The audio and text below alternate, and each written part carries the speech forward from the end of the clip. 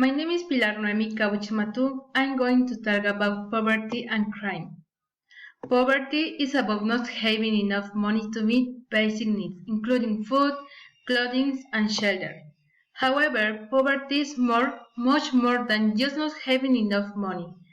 I agree with the opinion that poverty is one of the reasons behind most crimes, because I think that in occasions some people who live in poverty prefer to get money in the simplest way possible.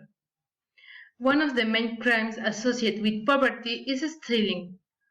Currently, we can see that a lot of families are short of money because the pandemic caused many businesses to close due to the large decrease in sales, and therefore many heads of households became unemployed. And there are not many businesses that employ people, so a lot of families have to manage to earn money to pay their expenses. And the situations that we are living today cause crime to increase. This is an example of how poverty increases crime. As we know, nowadays to get a good job with which we can have a decent life is required to have a certain level of studies. And sometimes low-income people don't have the opportunity to finish their studies because their parents don't have the necessary resources, which limits their opportunity to get good jobs.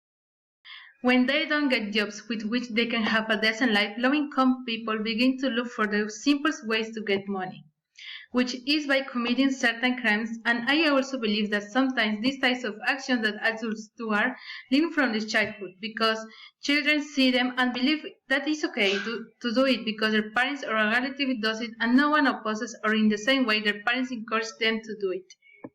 I believe that if we support projects that seek a better life for everyone, most people would have better opportunities. They could have a dignified life, and as a result, crime will be reduced.